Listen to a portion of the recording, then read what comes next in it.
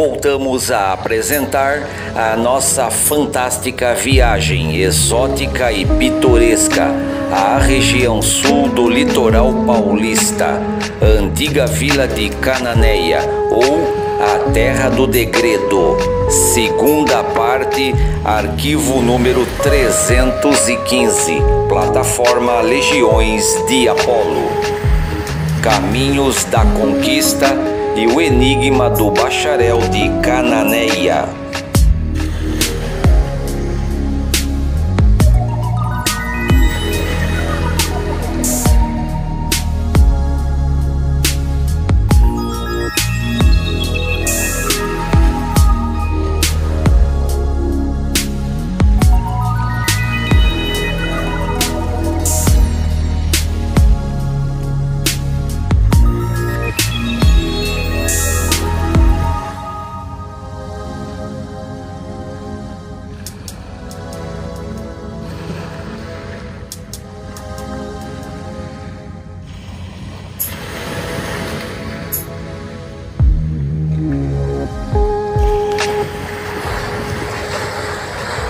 Bom, pessoal, a gente está caminhando aqui, mostrando um pouquinho o Porto de Cananéia aqui, o Portinho de Cananéia, muito bonito. Então, estou mostrando aqui no canal as panorâmicas aqui do Porto de Cananéia. Local extremamente exótico, pitoresco, o extremo sul das praias aqui do mar, né, do litoral paulista, que é o extremo sul. Mostrado assim que fica melhor. Um lugar bonito atrás de mim aí, ó. Vou chegar até ali, até aqui rapidinho. Comigo aqui, eu mostro para vocês aí que maravilha esse lugar. Bom, este é um local que desde o seu mais longínquo passado carrega em seu histórico as origens do Brasil primitivo. Quando nossa pátria ainda não era nenhuma colônia, este lugar já era chamado de Terra do Degredo, onde náufragos criminosos, piratas e degredados rondavam esta região habitada por silvícolas nativos da terra. Estou mostrando aí para vocês este porto histórico, o Porto do Litoral de Cananéia. Virar aqui assim para mostrar aí para vocês. Olha que bacana que tá aqui. Tem muitos barquinhos aqui, muitas saídas para as ilhas que tem aqui perto, Ilha do Cardoso, praias desertas, etc. Lá na frente tem a balsa onde o pessoal atravessa e vai até a ponta da Ilha Comprida, que a gente vai tentar estar indo para lá para a gente filmar aquele lado lá também, ok? Então aqui é só uma ponta de cena rapidinha e a gente já tem que caminhar porque tem muita coisa para filmar aqui em Cananéia para a gente se ver. E eu já vou deixar bem claro que não vamos esgotar todos os vídeos nesses arquivos aqui. A gente terá que voltar aqui durante o ano, muitas vezes, fazer muitas incursões, porque aqui é um local onde tem muita história, muita paisagem. Aqui a gente pode compactar 500 anos de história do Brasil aqui, sem brincadeira nenhuma, sem pestanejar, né? Como diz o ditado, são 500 anos de história. Primeiro, o povoador que veio para cá era um degredado, chamado de Cosme Fernandes, era um português, não sabemos o seu delito que cometeu em Portugal. Ele foi degredado, a pena dele foi de degredo, mas ele não estava aqui num primeiro momento, ele estava num outro ponto. E depois os navegantes que vinham para cá trouxeram ele para cá. Vou tentar depois pesquisar isso melhor e discorrer do tema, que assim falando, andando, não dá para discorrer com muita facilidade, porque é um tema bastante complexo, tem muita informação sobre isso. Então Cosme Fernandes, ou bacharel de Cananéia, como é mais citado, ele veio para cá então, nesse ponto aqui, por volta de 1498, por aí, tá? 1498, 1499, ou seja, bem antes do povoamento, bem antes aí da própria descoberta no Brasil. Então, é interessante a gente entender isso daí, ok?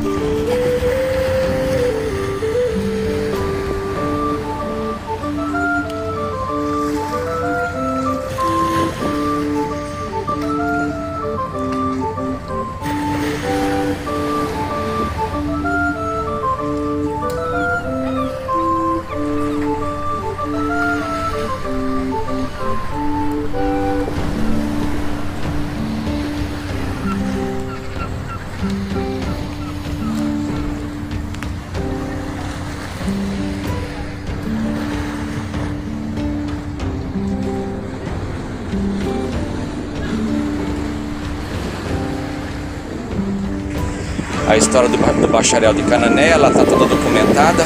Os primeiros relatos sobre ele estão no diário de Pedro Lopes Correia, que escreveu, né, o diário de navegação junto com Martim Afonso de Souza.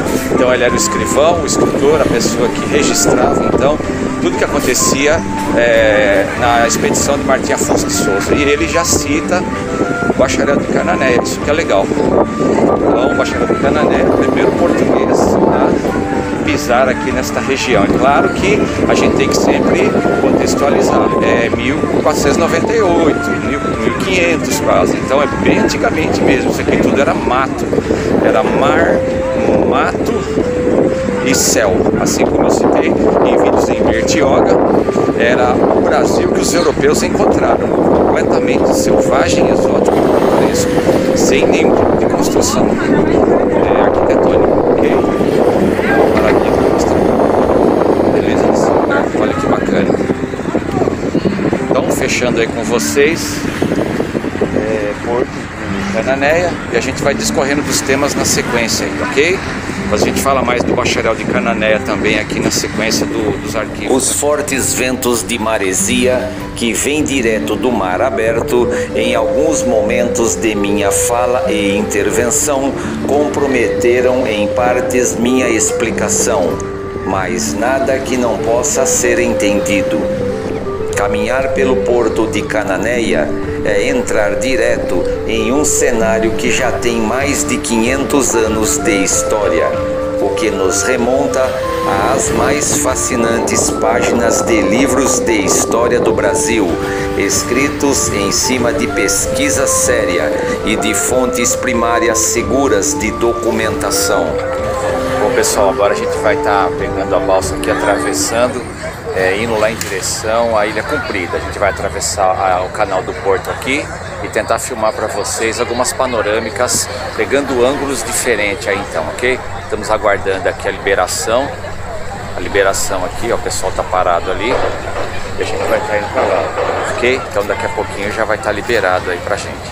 Só aguardar aí e a gente vai filmar o que for legal, o que der para filmar, o que for mais legal, mais bacana, a gente vai estar registrando aí, ok? Então, por enquanto é isso aí. Valeu. Toda a região de Cananéia possui um encanto bastante singular e exclusivo. Respirar estes ares de maresia é absorver a história por completo, em espécies de fumaradas românticas. Por aqui, tudo vem de encontro ao turista. O mar, a história, os cenários e a mais fantástica fascinação nacionalista das raízes de nossa própria história. O enigmático bacharel de Cananéia, ou Cosme Fernandes, perante os nossos historiadores, é uma figura bastante lendária, importante e realizadora. Fundador de 3 povoados, Cananéia, Iguape e São Vicente, porém desconhecida e sem nome. Este bacharel tão falado e não identificado, que foi encontrado em São Vicente por Diogo Garcia no ano de 1527 e em Cananéia por Pedro Lopes de Souza em 1531, era de fato um degredado de Portugal, mandado para terras estranhas para cumprir a sua pena. Segundo o jornalista e escritor Eduardo Bueno, em sua obra Náufragos, Traficantes e Degredados, publicadas em 1999, nos diz o seguinte: que Diego Garcia partiu para Cananéia, onde chegou no dia 15 de janeiro de 1528. Nesta ilha, no mesmo dia ou seguinte, Diego Garcia encontrou um dos personagens mais sombrios da história do Brasil, um homem a quem chamou de o Bacharel de Cananéia. Na verdade, não se sabe quem era esse homem, nem como ou quando havia chegado ao Brasil. Sabe-se isso sim, que se tornara uma espécie de rei branco, vivendo entre bugres, que tinha pelo menos 6 mulheres e mais de 200 escravos e mais de 1000 guerreiros índios, dispostos a lutar por ele. Segundo a história, o bacharel de Cananéia não quis se aproveitar das determinações do rei Dom Manuel, de acordo com as quais qualquer degredado que retornasse a Portugal com informações preciosas sobre o Brasil não apenas seria absolvido de seu crime, como receberia uma gratificação de 500 ducados. Apesar de o historiador Rui Dias Guzmán ter afirmado em sua obra clássica La Argentina, escrita em 1612, que o bacharel se chamava Duarte Pérez ou Pires, documentos datados de 1540 e 1542 e descobertos em 1954 pelo historiador Ernest Jung permitem supor que o seu verdadeiro nome era Cosme Fernandes Pessoa. Então é provável que o bacharel de Cananéia seria assim o misterioso mestre Cosme, também encontrado mais tarde por outros viajantes na capitania de São Vicente e também aqui em Cananéia. Ainda permanecemos até aqui nesta exposição com larga controvérsia de historiadores, jornalistas e pesquisadores mencionados, mas já com alguma evidência do misterioso bacharel. Já começa a aparecer então com sua verdadeira identidade nesta região de Cananéia. Segundo o nosso Heródoto da cidade de Santos, o nosso historiador Francisco Martins dos Santos, em sua obra clássica A História de Santos, focaliza com detalhes que o misterioso bacharel de Cananéia não foi tão misterioso assim, citando-o desde a sua chegada até a sua morte em Cananéia, Iguape e também São Vicente, das quais foi em verdade seu único fundador. Até mesmo a primeira vila brasileira fundada oficialmente por Martim Afonso de Souza já fora encontrada pronta, atualmente concebida, fundada e efetivamente pelo bacharel mestre Cosme Fernandes Pessoa. Navegando aqui neste canal do Porto de Cananéia, fazendo a travessia de Cananéia até a Ilha Comprida em seu lado extremo sul, vou fazendo minhas observações cartográficas e contemplando uma paisagem bastante singular, do qual tive a oportunidade de conhecer pela primeira vez em março de 2014, quando vim aqui pela primeira vez, ainda desprovido de um roteiro mais fundamentado nos meus preciosos livros de história da Biblioteca Legiões de Apolo. Todo esse cenário fantástico vai de encontro às páginas destes preciosos livros. Já estamos finalizando agora a curiosa travessia da balsa de Cananéia até o extremo sul da Ilha Comprida e avistamos as margens onde a balsa vai atracar, para que todos os turistas possam, com toda a segurança possível, desembarcar para acessar a praia através de um ônibus circular.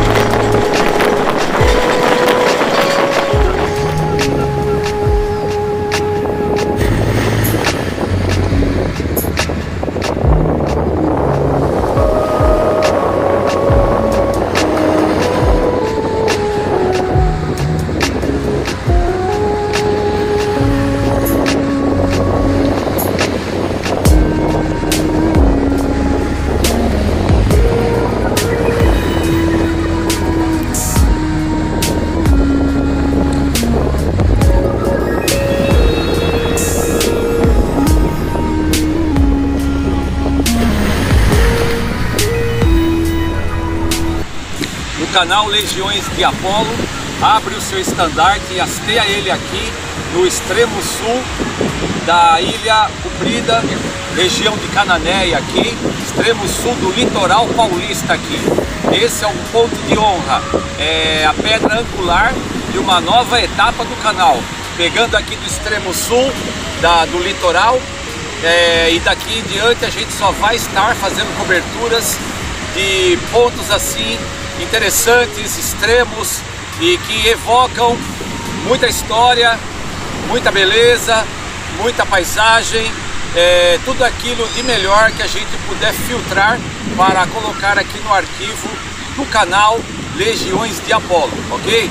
Então eu levanto aqui o meu estandarte do canal, marcando terreno na conquista aqui de Maratayama, ou região de Cananéia, extremo sul da Ilha Comprida. É importante e também interessante e digno de registro que o primeiro português que esteve nesta região aqui se chamava Cosme Fernandes Pessoa, ou o lendário Bacharel de Cananéia.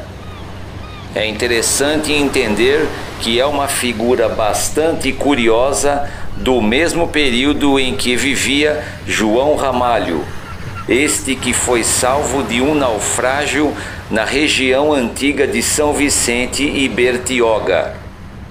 Cosme Fernandes é uma figura histórica enigmática, mas que nos causa grande fascínio por sua obscuridade. De fato, foi o primeiro povoador do litoral sul a constituir família com muitas índias e gerar também com elas muitos filhos.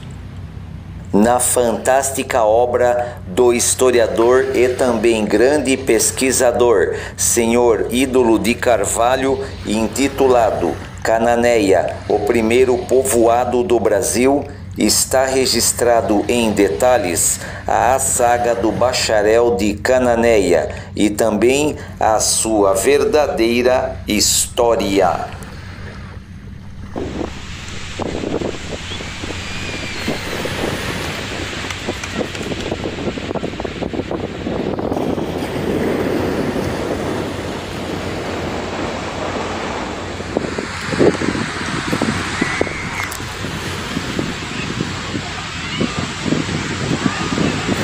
Bom, então a gente está aqui explorando aqui esta região aqui do extremo sul do litoral paulista, a ponta da Ilha Comprida, que são aproximadamente aí, se eu não me engano, 74 quilômetros.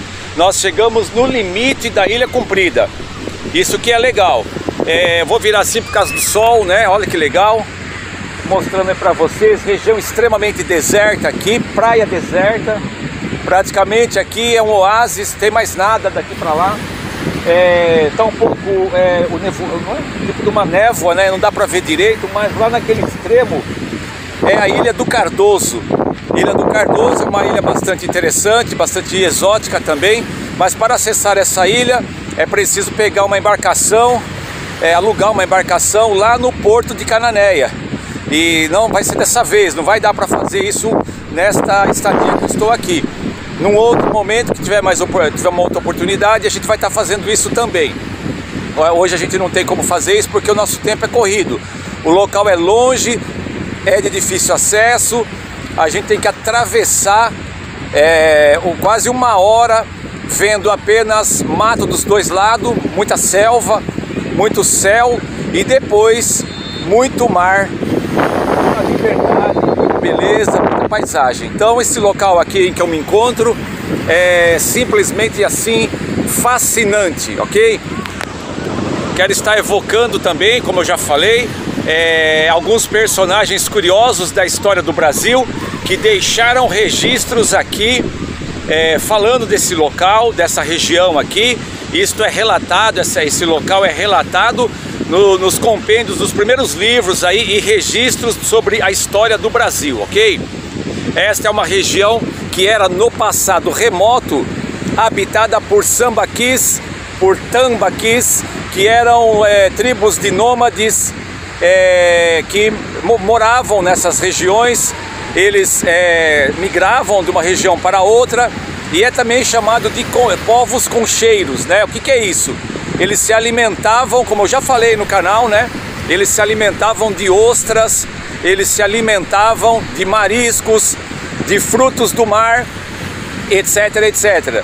Então esses grupos nômades de sambaquis ou tambaquis, eles habitavam toda essa região aqui, há um passado bastante remoto. Pesquisadores, estudiosos do assunto, até arqueólogos, faz uma estimativa entre 15 mil a 25 mil anos que esses sambaquis habitavam essas costas de litoral aqui. Lá no extremo que não vai dar para ir, porque necessitaria de um carro ou um veículo para a gente poder se deslocar, mas lá embaixo, no extremo disso daqui, existe o Sambaqui Nóbrega, que é um sítio de sambaquis enorme, com mais de 8 metros de altura só de conchas. Então eram essas conchas amontoadas que foram usadas aí no primeiro momento da povoação e da colonização também, foram usadas como matéria-prima para as construções dessa região aqui. Cananéia, por exemplo, começa o povoamento próximo aonde era uma aldeia de índios, de silvícolas. Então isso é bem interessante. A região onde fica a igreja no centro de Cananéia, a igreja católica lá no centro de Cananéia, ela é uma região onde era um aldeamento de índios no passado bastante remoto. Então isso que é legal. Então é interessante a gente destacar que aquela construção da igreja aqui de Cananéia, a primeira igreja de Cananéia, ela foi construída com esse material. Então a argamassa era feita com esses sambaquis ou tambaquis, que tem o mesmo nome, que são essas conchas que eram encontradas em quantidade muito grande naquela época. Então esses colonizadores europeus que vinham para cá, no primeiro momento não teriam direito àquela quantidade de conchas enormes amontoadas e aproveitavam aquilo para moer uma parte daquilo, misturar com areia de mar, com óleo de baleia, às vezes até com açúcar mascavo, para fazer uma espécie de um cimento, para edificar então, construir as primeiras casas e a igreja. Os primeiros prédios arquitetônicos do povo da povoação foram usados então, se a gente fizer as escavações, a gente vai perceber que a gente encontra então sambaquis. Então é interessante a gente destacar isso daí. Então essa região era muito rica nisso daí. Então lá voltando ao ponto, né? Então os sambaquis nóbregas, eles ficam lá embaixo. A gente está indo lá, ok? Então vou andando mais um pouquinho aqui, vamos fazer uma caminhada aqui agora. Eu vou estar vindo, vem para esse lado aqui que é melhor. Vamos estar andando para cá agora e a gente vai estar falando um pouquinho daqueles 2 canhões que estão lá na Praça Central. Aqueles 2 canhões que estão ali do lado da igreja, na Praça Martim Afonso de Souza. Aqueles 2 canhões, eles ficavam provavelmente em um fortim que demarcava o ponto extremo aqui então dessa região, como uma defesa da capitania de São Vicente no seu ponto extremo. Aqui é onde ficava o marco zero do Tratado de Tordesilhas.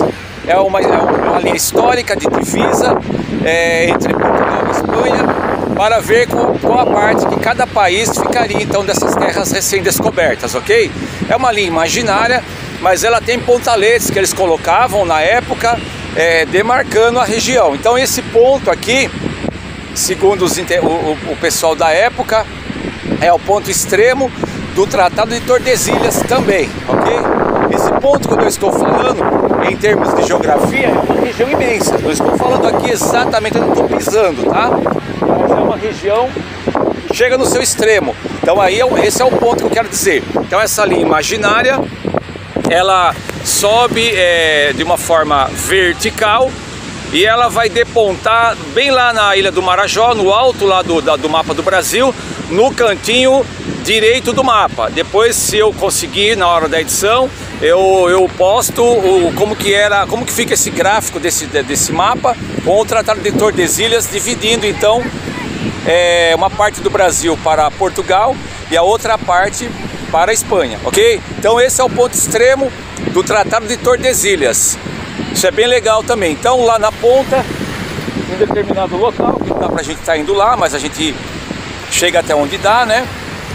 Foram encontrados então 2 canhões que foram depois levados lá para a Praça Martim Afonso de Souza. Esses 2 canhões, provavelmente de origem inglesa, eles foram usados então naquele período lá, ok?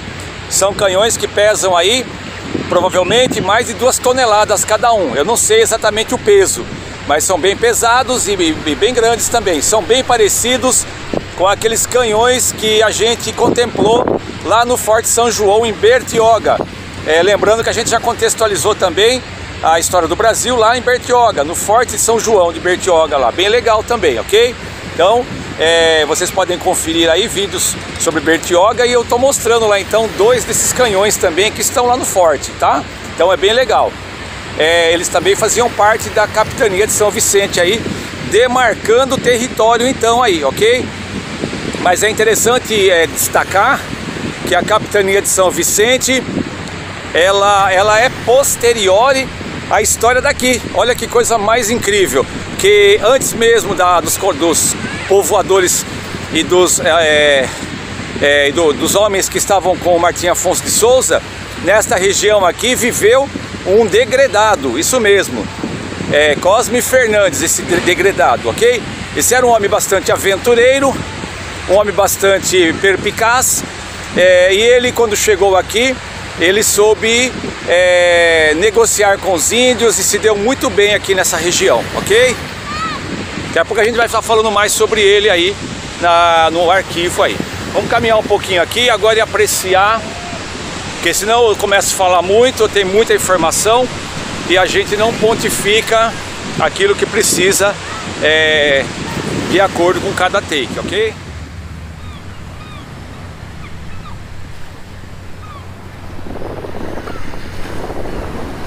Na terceira e última parte deste vídeo, daremos a devida continuidade a estes arquivos históricos intitulados Os Caminhos da Conquista, extremo sul do litoral do estado de São Paulo, região de Cananéia e Ilha Comprida. Aguardo todos vocês no próximo vídeo. Até lá!